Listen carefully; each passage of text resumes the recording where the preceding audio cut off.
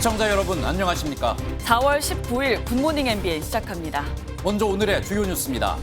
전세 사기로 20, 30대 피해자 3명이 숨지자 피해자들이 정부의 실효성 있는 대책 마련을 촉구하며 전국 단위의 단체를 출범해 공동 대응에 나섰습니다.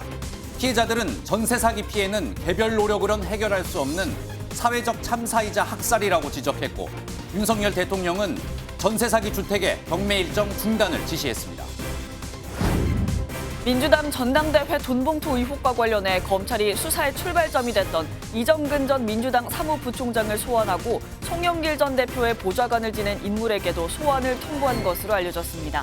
송 전 대표는 주말인 22일 프랑스 파리 현지에서 기자회견을 열고 의혹에 대한 입장과 귀국 여부 등을 밝히겠다고 전했습니다. 주한 미군 사령관이 북한의 미사일 위협을 강조하며 미국의 수도인 워싱턴 DC까지 도달할 수 있다고 평가했습니다. 또 미국의 미사일 방어 역량이 본토를 완벽히 방어하기엔 부족할 수 있다는 우려도 제기했습니다. 국민의힘이 전광훈 목사 추천으로 당원이 된 약 1,000명에게 탈당을 권유하며 본격적인 선긋기에 나섰습니다. 전 목사는 광화문 집회 세력이 정권 창출에 기여했다며 김기현 대표에게 회개하라며 비판했습니다. 오늘 오전까지 일부 동해안을 제외한 전국 대부분 지역에서 가시거리 200m 미만의 짙은 안개가 내려앉겠습니다. 한낮에는 서울이 27도, 대전은 29도까지 기온이 오르는 등 내륙을 중심으로 25도 이상의 초여름 더위가 찾아오겠습니다. 오늘 뉴스는 최근 3명의 목숨을 앗아간 전세 사기 소식으로 시작하겠습니다. 인천 전세 사기 사건의 피해액이 500억 원에 달하고 이른바 인천 건축왕의 딸도 범행에 가담한 것으로 드러났습니다. 전국 단위의 대책위원회도 출범했는데 대책위는 특별법 제정을 촉구했습니다. 첫 소식 신혜진 기자입니다. 인천 미추홀구 전세 사기 피해자 3명의 얼굴 없는 영정이 올려져 있습니다. 숨진 피해자들을 애도하기 위해 시민 수백 명이 광장에 모여 촛불을 들었습니다. 전세 사기 피해자들은 거리로 나와 목소리를 높였습니다. 더 이상 죽이지 마라! 경매 중단하라! 중단하라! 중단하라! 중단하라! 이들은 전국에서 벌어진 전세 사기는 개개인의 잘못이 아닌 사회적 재난이라고 규정하며 정부를 향해 제대로 된 대책을 요구했습니다. 국토부에서 관계자 오셔서 말씀하셨어요. 논의 중이다. 그걸 누가 하냐고요. 언제까지 기다리냐고요. 그거 기다리다가 지금 3명이 죽어 나갔습니다. 65개 시민단체로 구성된 대책위원회는 손해를 본 주택을 공공임대주택으로 활용하는 방안이 담긴 특별법 제정을 촉구했습니다. 정부와 국회는 피해자들에게 선구제, 뒷병의 후 회수 대책을 포함하는 전세 피해 임차인 지원을 위한 특별법을 조속히 인천 건축왕 전세 사기 사건을 수사 중인 검찰은 이번 사건의 피해액이 500억 원에 이르고 피해자 수는 700명에 달한다고 밝혔습니다. 또 공범으로 건축왕의 딸인 남모 씨도 포함돼 아버지에게 주택 명의를 빌려준 뒤 바지 임대인 역할을 한 것으로 조사됐습니다. MBN 뉴스 신혜진입니다. MBN이 입수한 자료를 보면 건축왕에게 돈을 떼인 금융기관도 무려 90곳이었습니다. 대부분 규모가 작은 제2금융권이었는데 건축왕에게 수십억 원을 받지 못한 곳도 있어 또 다른 피해가 걱정됩니다. 이어서 김경기 기자의 단독 보도입니다. 인천 미추홀구 전세사기 피해대책위원회에 접수된 피해 가구 수는 지금까지 120동 3,100여 채에 달합니다. 집주인은 28명, 파악된 것만 1,300여 건의 근저당이 잡혀 있는데 채무자는 대부분 A종합건설 주식회사로 이른바 건축왕이 운영하는 회사입니다. 건축왕이 이들 주택을 담보로 주고 돈을 빌린 기관은 모두 90곳. 4대 은행 등 1금융권도 일부 있지만 빌려준 금액이 크지 않고 협동조합이나 금고 등 2금융권이 대부분입니다. 금리는 높지만 대출이 비교적 잘 나오는 상호금융의 해당 주택들을 담보로 맡기고 전국 곳곳에서 자금을 빌린 것입니다. 적게는 수천만 원에서 많게는 71억 원까지 수십억 원을 빌려준 곳도 상당수입니다. 단위조합들은 지역을 기반으로 하는 만큼 일반 은행과 달리 자금력이 크지 않아 경매 중단이 현실화하면 자금 경색이 우려됩니다. 연체 비율이 높아지게 되면은 자금 회전에도 문제가 있기 때문에 저희들로서는 금액이 소액이라도 가만히 지켜볼 수는 없겠죠. 게다가 이금융권의 부동산 PF 연체율이 높아지는 추세여서 경매 중단이 장기화할 경우 연쇄 부도로 이어질 가능성도 배제할 수 없습니다. MBN 뉴스 김경입니다. 전세 사기 피해자들의 안타까운 선택이 이어지면서 윤석열 대통령이 직접 나섰습니다. 대통령은 전세 사기 피해자들의 주택 경매를 중단하고 적극적인 대책 마련을 지시했습니다. 이 내용은 원중희 기자입니다. 윤석열 대통령은 최근 전세 사기 피해자가 잇따라 사망한 데 대해 비통하다며 안타까움을 표시했습니다. 특히 피해자들이 주로 20, 30대 청년 세대에 집중된 점을 지적하며 대책 마련에 나섰습니다. 전세 사기는 전형적인 약자 상대 범죄입니다. 이 비극적 사건의 희생자 역시 청년 미래 세대입니다. 회의에서 국토부 장관이 전세 사기 주택에 대해 경매 절차를 중단하는 방안이 필요하다고 보고하자 윤 대통령은 이를 제가했습니다. 살던 집이 저가에 낙찰되면서 피해자들이 보증금을 돌려받지 못하는 피해를 막기 위한 조치입니다. 또 전세 피해 지원센터 설치나 저리자금 지원 등 정부 대책이 현장에서 잘 작동하는지 점검하고 피해 발생 전에도 선제적으로 지원하라고 관계부처에 지시했습니다. 피해 구제 방법이나 지원 정책이 있다는 것을 그런 사실 자체를 모르는 경우도 많다. 그래서 찾아가는 지원 서비스 시스템을 잘 구축해달라 이렇게 당부를 했습니다. 윤 대통령은 고용 세습과 마약 범죄에 대해서도 비판을 이어갔는데 이 또한 피해가 청년들에게 집중되고 있다고 강조하며 미래 세대 끌어안기에 나섰습니다. MBN 뉴스 원중입니다. 검찰은 민주당 전당대회에서 돈 봉투를 받은 현역 의원들이 누구인지 파악하는 데 주력하고 있습니다. MBN 취재 결과 당시 송영길 캠프에서 핵심 역할을 수행했던 현역 의원들은 10명 안팎인데요. 이들에게 돈 봉투가 우선적으로 배포됐을 가능성이 제기됩니다. 심가현 기자의 단독 보도입니다. 지난 2021년 더불어민주당 전당대회에서 접전 끝에 당선된 송영길 후보. MBN 취재 내용을 종합하면 당시 송 후보 캠프에서는 10명 안팎의 의원들이 보좌관을 파견하는 등 주축으로 활동하며 당선을 이끌었습니다. 지역별로는 서울 1명, 인천 3명, 광주 전남 4명, 충청 1명 등으로 돈봉투 의혹으로 입건된 윤관석, 이성만 의원도 포함됐습니다. 정치권 관계자는 통상 캠프에 참여하면 교통비와 식대를 지급하는 관행이 있다며 이들에게 돈봉투가 우선 배포됐을 가능성이 크다고 밝혔습니다. 나는 인천 주라고 원래 안 주려고 그랬는데 얘들이 보더니 또 형님 한 개 우리도 주세요. 또 거기서 3개 뺏겼어. 검찰은 돈봉투 공여자에 대한 조사와 함께 이를 수수한 현역 의원들을 특정하는 데 주력하고 있습니다. 검찰 관계자는 현재까지 당사자를 특정해 입건한 사례는 없다고 밝혔습니다. 검찰은 녹취록뿐 아니라 캠프에서의 역할과 압수물 분석 등을 통해 수사 대상을 특정해 나가겠다는 계획인 것으로 전해졌습니다. MBN 뉴스 심가현입니다. 더불어민주당 전당대회 돈봉투 의혹을 수사하고 있는 검찰이 이정근 전 민주당 사무부총장을 불러 소환했습니다. 검찰은 이 전 부총장을 상대로 지난 2021년 2월 전당대회 당시 돈봉투를 마련해 전달한 과정을 추궁한 것으로 알려졌습니다.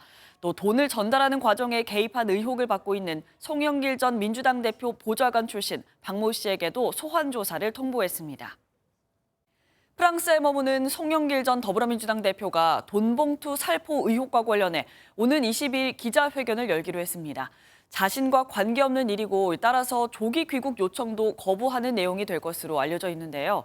검찰이 송 전 대표가 돈봉투에 개입한 정황을 포착한 가운데 민주당 일각에선 송 전 대표를 옹호하는 목소리도 나오고 있습니다. 강영호 기자의 보도입니다. 현지 시각 22일 프랑스 파리에서 기자회견에 나서는 송영길 전 더불어민주당 대표. 2021년 전당대회 당시 자신의 캠프에서 돈봉투가 뿌려졌다는 의혹에 대해 적극 해명에 나설 것으로 보입니다.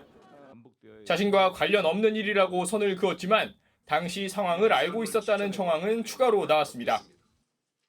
영길이 형이 어디서 이제 구했는지 그런 건 모르겠지만 내용은 모르고 많이 처리를 많이 했더라고. 그래서 많이 처리한 거하고 여기 우리 조직본부하고는 상관이 없는 거 아닐까? 상관이 있는 거야? 민주당 지도부는 다시 한번 송 전 대표의 귀국을 촉구했습니다. 사실관계를 제대로 밝히기 위해서라도 좀 조속히 입국을 해서 이 문제에 대해서 해명할 건 해명하고 설명할 건 설명을 하는 과정을 밟아야 돼. 다만 일각에선 송 전 대표는 몰랐을 것이라는 주장도 제기됐습니다. 진짜 소위 말하는 기름값, 식대 이런 정도 수준이거든요, 사실요. 어떤 걸 알았다고는 송 대표가 그걸 용인하진 않았을 것으로 보고 있습니다. 민주당 최고위원인 소영교 의원 역시 녹취록이 정치적 목적을 갖고 언론에 흘려지고 있다며 검찰 수사로 화살을 돌렸습니다. 비명계 일각에선 송 전 대표와 관련자에 대한 탈당 요구까지 나오는 가운데 돈봉투 의혹이 당내 계파 갈등으로 번질 수 있다는 전망도 나옵니다. MBN 뉴스 강영우입니다. 장인상을 치르기 위해 귀국했던 이낙연 전 더불어민주당 대표가 어제 다시 미국으로 돌아갔습니다. 취재진의 질문에는 별다른 입장 표명이 없었는데 측근들에게는 당이 희망을 줘야 하는데 그렇지 못해 아쉽다며 민주당에 대한 우려를 전한 것으로 알려졌습니다. 김태림 기자가 보도합니다. 열흘 일정을 마치고 미국으로 떠난 이낙연 전 더불어민주당 대표. 지지자들과 일일이 인사를 나눴지만 기자들의 질문엔 무거운 침묵을 이어갔습니다. 최근 송영길 전 대표 돈봉투 관련 사건이 있었는데 그것과 관련해서 혹시 당의 우려를 표현하시거나 하실 말씀이 없으실지요? 다만 최근 이낙연계 의원들과의 만찬에서 돈봉투 사건 관련 우려를 내비친 것으로 알려졌습니다. 이낙연 전 대표 측근은 MBN과의 통화에서 이 대표가 당이 국가적 위기에 희망을 줘야 하는데 못하는 지경이라 아쉬움을 표했다며 이 사건뿐만 아니라 민주당의 신뢰 붕괴에 대해서도 우려했다고 전했습니다. 이낙연계 양기대 의원은 이낙연 역할론을 꺼내들었습니다. 귀국해도 당장 정치 일선에 나서는 게 쉽지는 않을 거라 생각한다면서도 돈봉투 의혹이나 전국이 어떻게 흘러가느냐에 따라 역할을 찾지 않겠냐는 관측입니다. 오는 6월 귀국해 북콘서트를 하며 전국 순회에 나서겠다고 밝힌 이 전 대표가 최악의 악재를 만난 민주당에서 어떤 역할을 하게 될지 관심이 쏠립니다. MBN 뉴스 김태림입니다. 국민의힘은 전광훈 목사 추천으로 입당한 당원들에게 탈당을 권유하며 전광훈 지우기에 나섰습니다. 전광훈 목사는 김기현 국민의힘 대표를 향해 회개하라고 맞받았습니다. 이 내용은 이병주 기자입니다. 국민의힘은 전광훈 사랑제일교회 목사 추천으로 입당한 당원 981명에게 사실상 탈당을 권유했다고 밝혔습니다. 전 목사와 관련이 있는 것으로 알려진 자유통일당 당원일 걸로 의심하고 정당법상 이중당적이면 처벌 대상이 될 수 있다는 내용의 문자 메시지를 보내기로 한 겁니다. 당에 해를 끼친 경우 등이 아니면 강제적인 출당 조치는 불가능합니다. 이 조치는 국민의힘은 전광훈 목사와 어떠한 관계도 없다는 것을 다시 한번 국민들에게 공개적으로 밝히는. 국민의힘은 입당 신청서에 전 목사를 추천인으로 적은 이들을 추렸다고 밝혔는데 추천인을 작성하는 게 필수는 아닌 만큼 전 목사의 직접적인 영향을 받는 이들은 보다 많을 수 있습니다. 국민의힘은 또 앞으로 전 목사를 지지하는 세력의 입당을 제한할 수도 있다고 밝혔습니다. 전 목사는 광화문 집회 세력이 정권 교체에 도움이 됐다고 재차 주장하며 김기현 대표를 향해 날을 세웠습니다. 김기현 장로님 듣고 계시나? 빨리 회개해요. 날 보고 도와달라고 해. 전 목사는 국민의힘 당원 가입운동과 공천권 폐지 등의 요구를 이어가 전광훈 리스크를 둘러싼 당내 잡음은 이어질 걸로 보입니다. MBN 뉴스 이병주입니다. 국민의힘 태용호 최고위원이 백범 김구 선생이 김일성의 전략에 이용당했다고 말해 논란이 일고 있습니다. 태용호 의원은 김일성이 남한 단독정부 수립을 막고 공산 정권을 세우기 위해 김구 선생을 이용한 것이라고 주장했습니다. 앞서 태 의원은 제주 4.3 사건이 김일성의 지시로 일어났다고 말해 당 지도부로부터 공개 경고를 받은 바 있습니다. 라임 사태의 핵심 김봉현 전 스타모빌리티 회장과 엮인 더불어민주당 전현직 의원이 법정에 섰습니다. 특히 기동민 의원은 양복을 받았지만 대가성은 없었다 밝히며 모든 혐의를 부인했습니다. 정태용 기자의 보도입니다. 20대 총선을 앞둔 2016년 2월부터 4월까지 선거 자금 등으로 라임 사태의 핵심 김봉현 스타모빌리티 전 회장에게 억대의 금품을 받은 혐의로 기소된 기동민 민주당 의원. 첫 재판에 나와 억울함을 호소했습니다. 법원에서 30년형을 선고받은 이 범죄자의 3번 번복된 진술에 의존한 검찰의 부당한 정치적 기획 기소라고 생각합니다. 법원에서 진실을 밝혀줄 것이라고 확신합니다. 법정에서 기 의원은 당시 양복은 받았지만 대가성이 없었다고 주장했습니다. 정치자금법 위반으로 함께 기소된 이수진 의원, 김영춘 전 해양수산부 장관, 김갑수 전 국회의원 예비후보도 모두 혐의를 부인했습니다. 부인하셨는데 혐의 뭐 돈 받으신 적 없으신 건가요, 그러면? 김봉현의 사람도 알지도 못하고 길에 집에 가다가 뒤통수에 돌을 한 방 맞는 그런 기분입니다. 다음 재판은 오는 6월 23일로 예정됐는데 검찰과 치열한 법정 다툼이 이어질 것으로 보입니다. MBN 뉴스 정태웅입니다. 오늘 때이른 고온 현상이 나타나겠습니다. 계절의 시계가 2달가량을 앞서며 낮에는 초여름처럼 덥겠는데요. 김다영 기상캐스터 자세한 날씨 전해주시죠. 네, 오늘 아침엔 얇은 겉옷이 필요하지만 한낮엔 반소매 차림이 어울리겠습니다. 대부분 아침 기온 어제와 비슷하게 출발하고 있는데요. 하지만 낮 기온은 어제보다 10도가량 높겠습니다. 서울 28도, 홍성은 29도까지 오르면서 때이른 더위가 나타나겠고요. 일교차는 15도 이상으로 무척 크게 벌어지겠습니다. 현재 전국 곳곳에 안개가 자욱합니다. 특히 전남 여수의 가시거리 100m, 경북 영천은 130m로 한 치 앞도 내다보기가 힘들고요. 그 밖에 내륙에도 가시거리 200m 미만의 짙은 안개가 낀 곳이 많습니다. 차간거리 넉넉히 두고 안전운전 하셔야겠습니다. 낮부터는 안개가 걷히고 중부지방은 맑은 하늘이 드러나겠고요. 대기질도 무난하겠습니다. 남부지방은 가끔 구름 많겠고 남해안과 제주는 오늘 오후까지 5에서 10mm의 비가 내리겠습니다. 날씨였습니다. 오늘 하루 중요한 일정을 소개해드리는 굿모닝 오늘입니다. 어떤 일정이 있는지 함께 살펴보겠습니다. 국가보훈처가 오늘 국립 4.19 민주묘지에서 제63주년 4.19 혁명 기념식을 개최합니다. 이번 행사에는 국민의힘 김기현 대표와 더불어민주당 이재명 대표, 정의당 이정미 대표 등 여야 지도부가 참석하고 또 4.19 혁명 유공자와 가족, 정부 주요 인사를 포함해 1,500여 명이 참석합니다. 전세 사기 피해자들의 사망이 잇따르는 가운데 더불어민주당이 국회에서 전세 사기 긴급 기자 간담회를 진행합니다. 피해 전세 보증금에 대해 우선 지원하고 나중에 구상권을 청구하는 방안 등 다양한 대책을 내놓고 또 여권의 신속한 대응을 촉구할 예정입니다. 서울시가 오늘부터 공공자전거 따릉이의 기업 전용 모바일 이용권 판매권종을 1일권 2종에서 정기권 5종으로 확대한다고 밝혔습니다. 1시간 기준으로 1일권 1,000원, 7일권 3,000원, 30일권 5,000원, 180일권 15,000원, 365일권 3만 원으로 총 5종이 판매됩니다. 북한의 미사일 도발은 올해에만 벌써 11차례 일어났습니다. 주한미군 사령관은 북한 미사일이 미국 워싱턴 DC까지 겨냥할 수 있다고 평가했는데요. 북한이 적대 행위를 재개한다면 대응할 준비가 돼 있다고도 밝혔습니다. 고정수 기자입니다. 북한은 지난 13일 고체 연료를 사용한 신형 대륙간 탄도미사일 화성포 18형을 처음 시험 발사했다고 주장했습니다. 신형 ICBM 발사에 유엔 안보리가 소집됐지만 중국과 러시아가 북한을 두둔하며 성과 없이 끝났습니다. 이런 상황에서 폴 러케머라 주한미군 사령관은 미 하원 군사위원회 청문회에 나와 북한의 핵과 미사일 위협을 심각하게 보고 있다는 시각을 드러냈습니다. Kim regime has developed capabilities that reach beyond Seoul, Tokyo, Washington, D.C., and the capitals of the United Nations command sending states.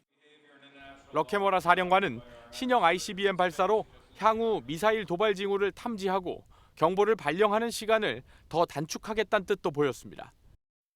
김정은 북한 국무위원장이 적대 행위를 재개한다면 대응할 준비가 돼 있다는 입장도 분명히 했습니다.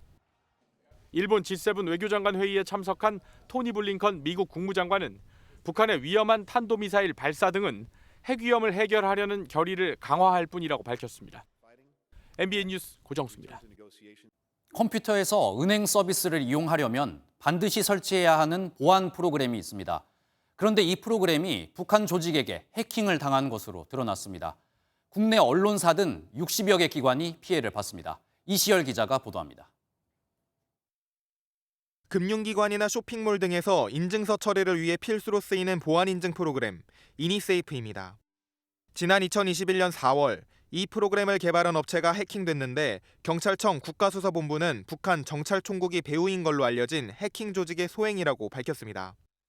라자루스라는 이 조직은 미국 소니픽처스 해킹과 방글라데시 중앙은행 해킹 사건에 연루됐으며 지난 2월 우리 정부의 대북 독자제대 대상에도 이름을 올렸습니다.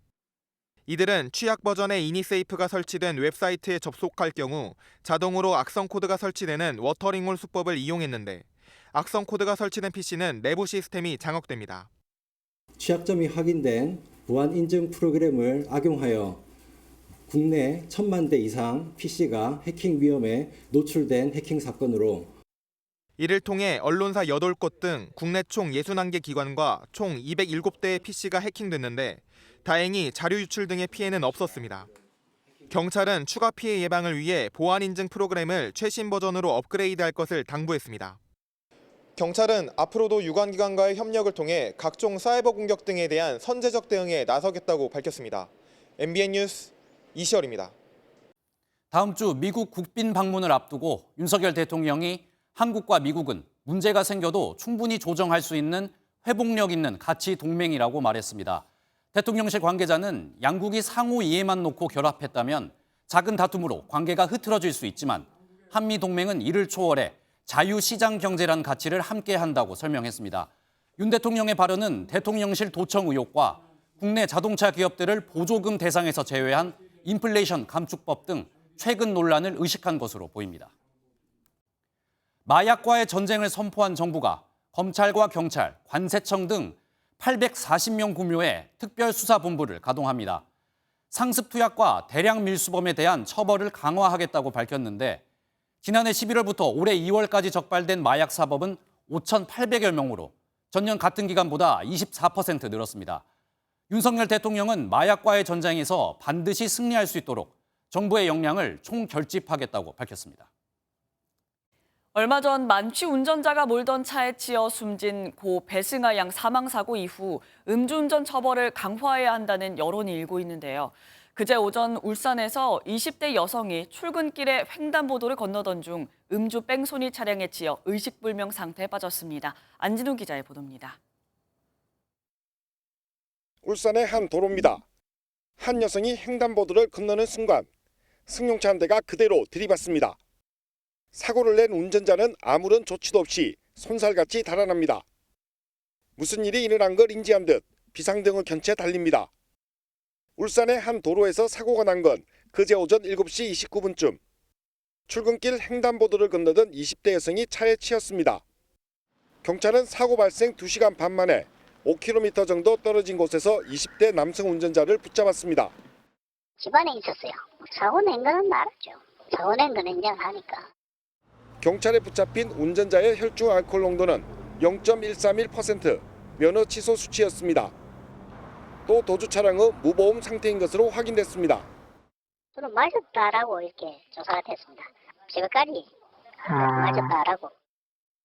머리를 심하게 다친 여성은 인근 병원으로 옮겨져 수술을 받았지만 의식불명 상태입니다. 경찰은 음주 뺑소니 사고를 낸 남성에 대해 구속영장을 신청할 계획입니다.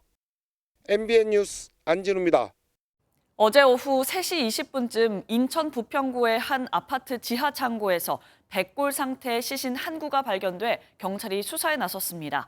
아파트 지하 창고를 청소하던 청소 노동자가 창고 바닥에 백골로 된 시신이 있다며 경찰에 신고한 것으로 전해졌습니다.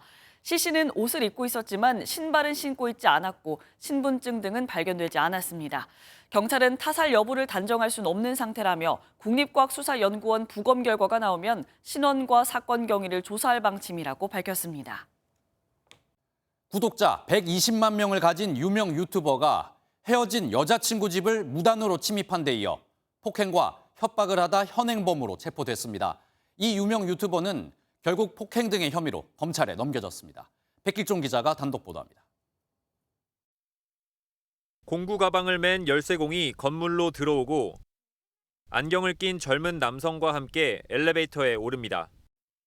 열쇠공은 10분도 안 돼 다시 내려왔지만 다른 남성은 1시간 반이 지나서야 내려옵니다.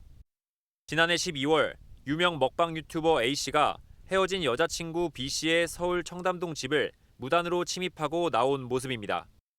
범행에 앞서 B씨의 차량이 없는 걸 확인하는 모습도 포착됐는데 경찰 조사에서 열쇠공을 불러 강제로 문을 연 사실을 시인했습니다. A씨가 용서를 구해 만남이 이어졌지만 갈등은 더욱 심해졌습니다. A씨는 자신이 촬영하거나 약속이 있어 만나지 못할 때도 B씨에게 차량 혹은 집에서 대기하도록 강요한 것으로 알려졌습니다. 결국 지난 2월 말 A씨는 외출 문제로 B씨의 집에서 다투다 얼굴을 수차례 때린 혐의로 현행범으로 체포됐습니다. A씨는 112 신고를 취소하라며 협박을 했지만 신고를 받고 출동한 경찰이 집 안에서 피 묻은 옷과 커튼 뒤에 숨은 A씨를 발견했습니다. A씨는 폭행 혐의를 부인했지만 옷에 묻은 피는 B씨의 것으로 확인됐습니다. 서울 강남경찰서는 지난달 중순 A씨를 주거 침입과 협박, 폭행 혐의로 검찰에 넘겼습니다. MBN 뉴스 백길종입니다. 서울 명동의 한 새마을 금고에는 이상한 대출 금리 기준이 있습니다. 돈을 빌리는 사람이 사는 지역에 따라 또 이사장과의 친분에 따라 대출 금리가 마음대로 결정된다는 겁니다. 이 새마을 금고는 또 고객의 동의 없이 신용 정보를 조회한다는 의혹도 받고 있습니다. 박규현 기자가 단독 보도합니다. 서울 명동 새마을금고 본점. 이 금고는 전국 고객들을 대상으로 출장 화물차 대출을 진행하는데 직원들의 카톡방에 이상한 내용이 올라왔습니다. 경남 함안에서 진행된 대출건에 대해 이사장이 금리를 더 받으라고 지시했고 즉석해서 높은 금리를 산정해버린 겁니다. 어느 지역을 갔다 왔는지 여쭤보시고 금리를 몇 프로 받았는지 물어보시더라고요. 그쪽까지 갔는데 그거밖에 안 받았냐고. 실제로 신용등급이 같은데도 경기권 고객은 6.2%, 경상북도 고객은 6.5%를 적용받았습니다.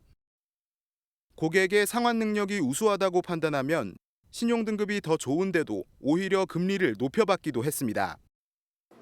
이뿐만 아닙니다.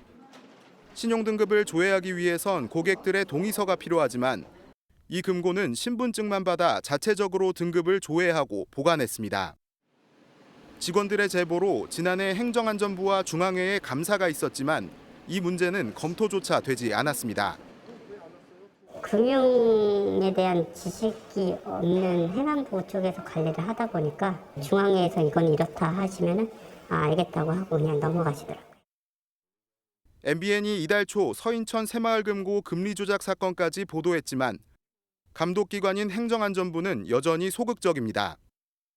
저희도 기사를 보고 알았습니다. 중앙회 쪽에서 그 사실관계 확인하고 감사를 한다고 했잖아요. 주간 부처가 가서 모든 걸 보는 건 아니죠. 감독의 사각지대에서 서민금융기관의 관리 부실이 유야무야 덮이고 있습니다. MBN 뉴스 박규원입니다.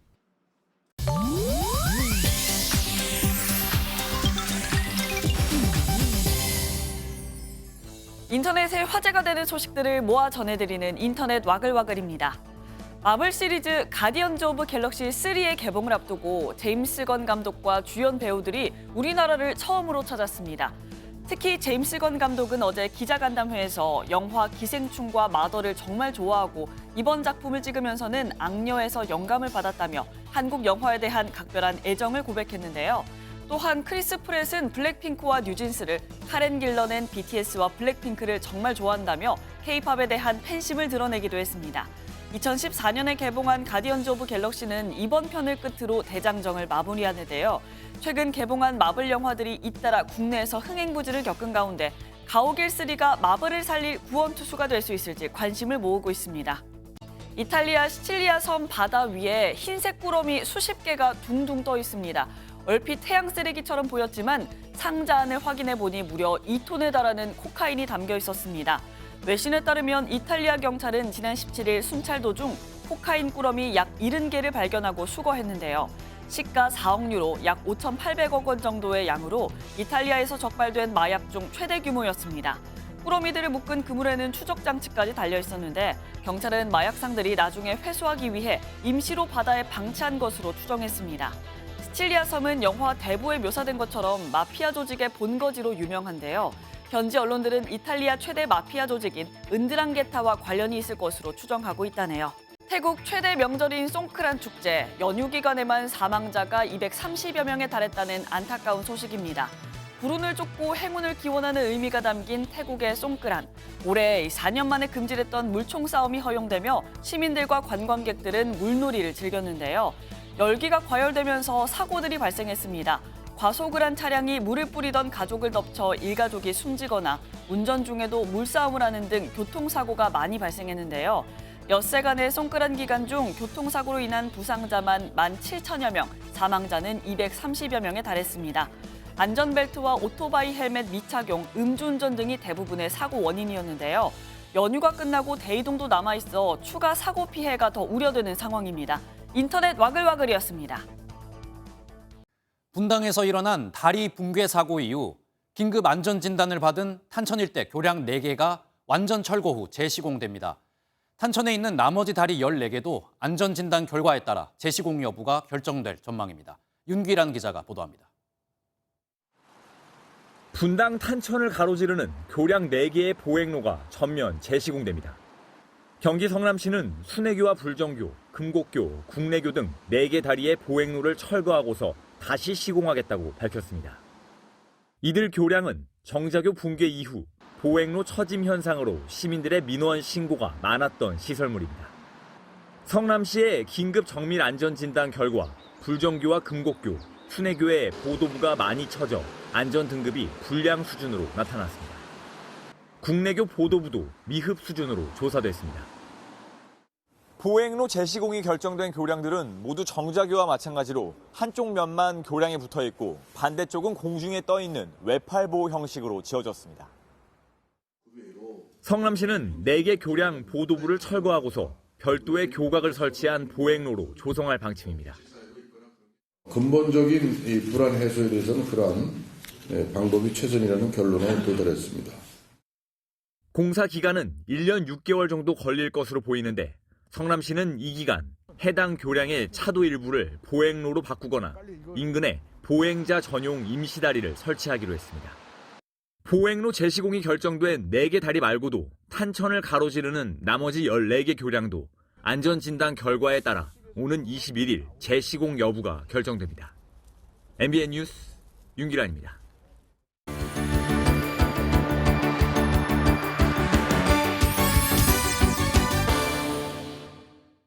굿모닝 월드입니다.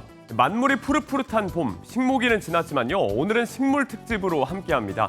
튤립의 나라죠. 네덜란드 본토에서 만나보는 튤립의 향연으로 먼저 초대합니다. 푸른 빛에 만개한 튤립이 마치 거대한 강처럼 출렁입니다. 자로 잰 듯한 화단에 색색의 튤립이 가득한 풍경이 꼭 비단을 깔아놓은 것 같은데요. 세계에서 가장 큰 꽃밭으로 알려진 네덜란드 퀴켄호프의 튤립 축제가 준비를 마쳤습니다. 2달간 진행될 축제를 위해 정원사들이 700만 그루의 꽃을 가꿨다고요. 코로나 전엔 하루 6만 명이 넘는 인파가 몰려 그야말로 꽃 반 사람 반이었다는데요. 이제 하루 입장 인원도 2만 명 가까이 줄였다고 하니 더욱 자연 친화적인 축제가 될 거로 기대되고 있습니다. 네덜란드 하면 튤립, 일본 하면 또 벚꽃이죠. 기시다 후미오 총리의 부인 기시다 유코 여사가 현재 미국에 있는데요. 질 바이든 여사와 함께 백악관에서 손수 벚나무를 심었다고 하네요. 금빛 삽을 들고 열심히 흙을 퍼나르는 두 여성, 바로 질 바이든, 기시다 유코 두 여사입니다. 백악관의 장미정원에서 일본이 우호의 표시로 선물한 왕벚나무를 한창 심는 중입니다. 드넓은 백악관 부지에는 이미 23그루의 벚나무가 심어져 있는데요. 이번에 심은 건 2017년에 심은 나무에서 번식된 나무라고요. 바이든 대통령의 초청으로 처음 단독으로 미국을 방문하고 있는 기시다 여사. 양국의 우호 증진과 문화 교류 활동을 마친 뒤에 본국으로 돌아갈 예정이라고 하네요. 두 여사가 양국 간의 우호를 위해 나무를 심었다면 지금 소개할 남성은 마을을 지킬 나무를 심고 다닌다고 합니다. 누가 시키지도 않았는데 그간 심은 나무가 10만 그루도 넘는다고요? 보트를 탄 남성이 무른 강변 땅을 따라 뭔가를 심습니다. 다름 아닌 맹그로브 나무의 묘목입니다. 지구의 허파로 불리는 식물 맹그로브는 지구 온난화를 예방하는 것으로 유명한데요. 인도의 한 작은 섬에 사는 이 남성이 맹그로브를 심기 시작한 건 바로 이 지구 온난화 때문입니다. 천연 방파제 역할을 하던 지역의 맹그로브 생태계가 파괴되면서 홍수 피해도 잦아진 건데요. 마을을 지키기 위해 나선 이 남성이 지금까지 심은 맹그로브만 10만 그루가 넘는다고 합니다. 지구도 마을도 살리려는 그 노력, 멀리서나마 응원을 보냅니다. 굿모닝 월드였습니다. 내년도 최저임금을 결정할 최저임금위원회 전원회의가 첫날부터 파행을 맞았습니다. 노동계는 최저임금이 12,000원은 돼야 하고 또 그러자면 권순원 공익위원부터 사퇴해야 한다고 강하게 주장했는데요. 여기에 공익위원과 사용자위원들이 반발하면서 향후 최저임금 인상을 둘러싼 진통을 예고했습니다. 김민수 기자의 보도입니다. 평일과 주말 사흘간 카페 아르바이트를 하는 이문지 씨는 씀씀이를 줄이느라 여념이 없습니다. 물가는 치솟는데 9,620원에 묶인 최저임금 탓에 앞으로는 배달 음식 대신 직접 음식을 만들어 식비를 줄여보기로 했습니다. 친구들이랑 어디 음식점을 갈 때마다 몇백 원씩, 몇천 원씩 인상됐다는 얘기 들으니까 망설여질 때도 많았고. 고용노동부가 발표한 지난 1월 임시직과 일용직의 명목임금은 177만 4천 원입니다. 지난해 같은 달과 비교하면 0.4% 줄었지만 물가 상승률을 따진 실질임금으로 계산하면 앉아서 5.3%의 임금 삭감을 당한 셈입니다. 노동계는 내년도 최저임금이 12,000원은 돼야 한다고 주장해왔습니다. 최저임금 12,000원은 지금보다 25% 오른 수준인데 이는 16.3%를 기록한 2018년을 넘어서는 역대 최고 상승폭입니다. 어제 이런 내용을 논의할 최저임금위원회 전원회의 자리가 마련됐는데 첫날부터 파행됐습니다. 최저임금위 소속 노동자위원 측이 공익위원 중 한 사람인 권순원 숙명여대 교수의 사퇴를 강력히 요구하고 나섰기 때문입니다.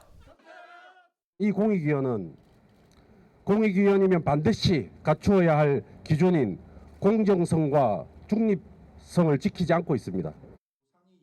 권 교수는 윤석열 정부 노동개혁의 밑그림을 그린 미래노동시장연구회 좌장으로 활동했습니다. 노동자위원과 사용자위원이 대립하는 최저임금위 구도에서 공익위원이 캐스팅 보드를 쥐고 있는 만큼 권 교수가 있어서는 안 된다는 게 노동계의 주장입니다. 첫 회의부터 파행을 겪으면서 6월 말로 예정된 최저임금 결정 시한이 지켜질지 불투명해졌습니다. 최저임금 인상 말고도 지불 능력에 맞는 업종별 차등 임금과 플랫폼 노동자에 대한 최저임금 적용 역시 위원들 간의 합의를 봐야 할 숙제입니다. MBN 뉴스 김민수입니다. 2분기 전기요금 인상이 보류된 지 보름이 지났지만 아직도 결정되지 않았습니다. 전기산업계가 인상 단행을 요구하고 있지만 여당은 내년 총선을 의식하면서 차일피일 미루고만 있습니다. 보도에 안병욱 기자입니다. 한국전력의 천문학적인 적자 속에 어려움을 겪는 전기산업계가 거듭 전기요금 인상을 요구하고 나섰습니다. 전기요금! 정상화! 한국전력 적자가 커지면서 송배전 분야 유지보수 집행액도 줄어 중소업체들의 줄도산이 우려된다는 게 이들의 주장입니다. 한전 발주 물량 감소, 공사 대금 지원 등 2중 3중 피해를 보고 있으며 최근 5년간 연평균 약 8,200억에 달하는 손실을 한전의 적자가 하루 600억 원씩 쌓여가고 있는데도 여당과 정부는 여전히 결론을 내리지 못하고 있습니다. 산업통상자원부와 한전은 분기별로 킬로와트 시당 13.1원 인상이 불가피하다고 주장하고 있지만 여당의 반대가 완강합니다.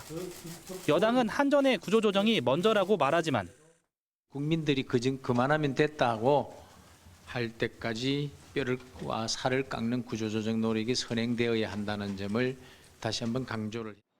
실질적으로는 전기요금 인상으로 연말 요금 폭탄이 쏟아지면 내년 총선은 물 건너간다라는 위기의식 때문이라는 지적이 나옵니다. 정치가 개입하지는 않거든요. 당이 나서서 요금을 올리냐 마냐 이렇게 논의를 하는 나라는 사실 OECD 국가 중에서 잘 없습니다. 일각에서는 킬로와트 시당 5원에서 9원 정도 인상폭이 논의되고 있다는 주장이 나오는 가운데 당정은 윤 대통령 방미 전인 오는 20일 협의회를 다시 열어 업계 의견을 들을 예정입니다. MBN 뉴스 한병우입니다. 국내 감염으로 추정되는 엠폭스 환자가 3명이 추가돼 누적 확진자가 16명으로 늘었습니다. 질병관리청에 따르면 14번째와 16번째 환자는 서울과 경기도에 거주하는 내국인으로 스스로 질병관리청에 신고한 뒤 검사를 받고 확진됐습니다. 15번째 환자는 경북에 거주하는 외국인으로 의료진이 엠폭스 감염을 의심해 검사한 결과 양성 판정을 받았고 3사람 모두 최초 증상 발현 3주 이내 해외여행 이력은 없었습니다.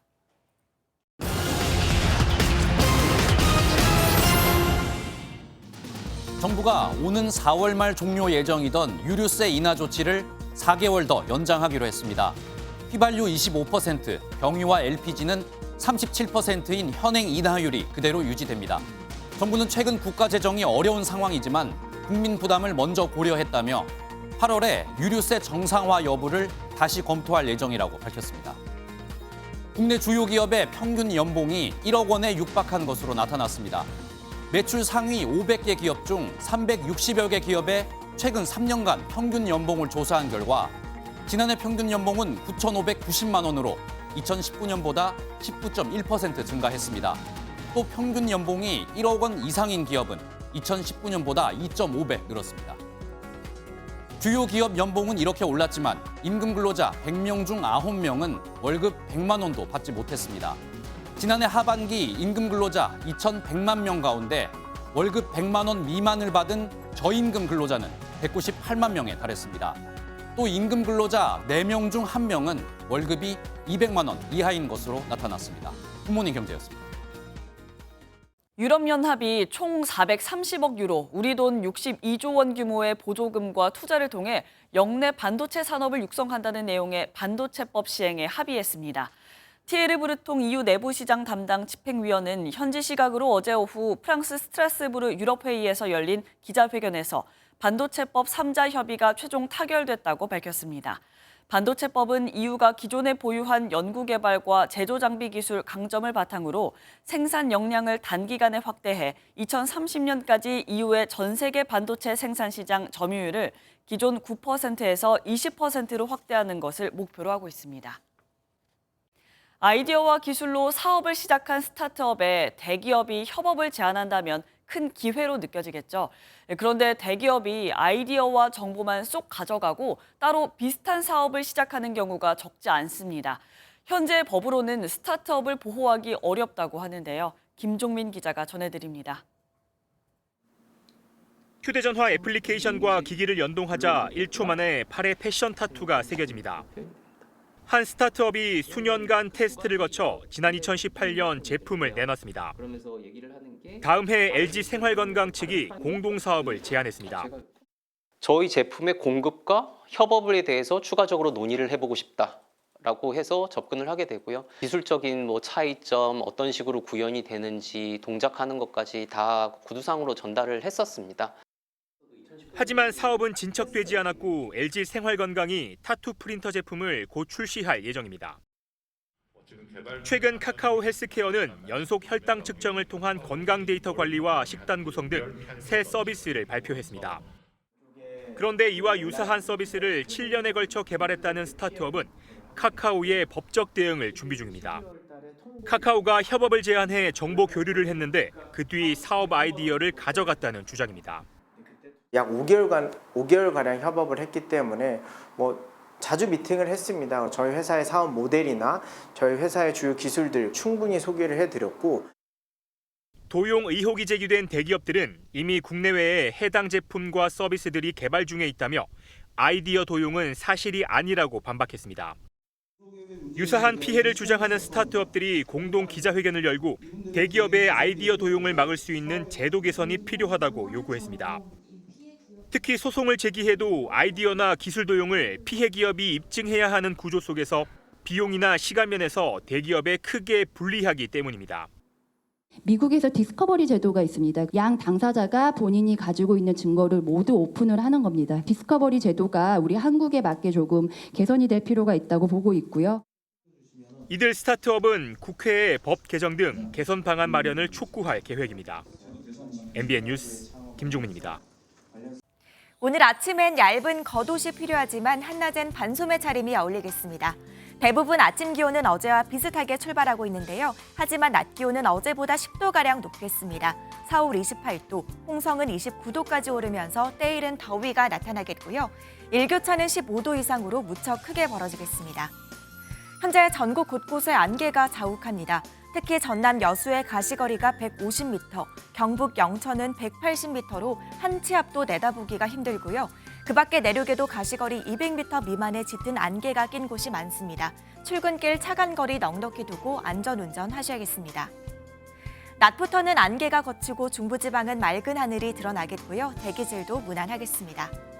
남부지방은 가끔 구름 많겠고 남해안과 제주는 오늘 오후까지 5에서 10mm의 비가 내리겠습니다. 이 시각 현재 기온 보겠습니다. 서울 11.9도, 대전은 13.3도 등 대부분 어제 같은 시각과 비슷하게 출발하고 있고요. 낮 기온은 대전 28도, 대구는 26도 등 대부분 25도를 웃돌며 초요른 날씨를 보이겠는데요. 반면 동해안과 남해안 지역은 20도 안팎까지 오르는 데 그치겠습니다. 내일은 다시 서울의 기온이 제자리를 되찾겠고요. 중부지방 하늘빛은 흐린 가운데 경기와 영서 북부에 비가 조금 내리겠습니다. 날씨였습니다.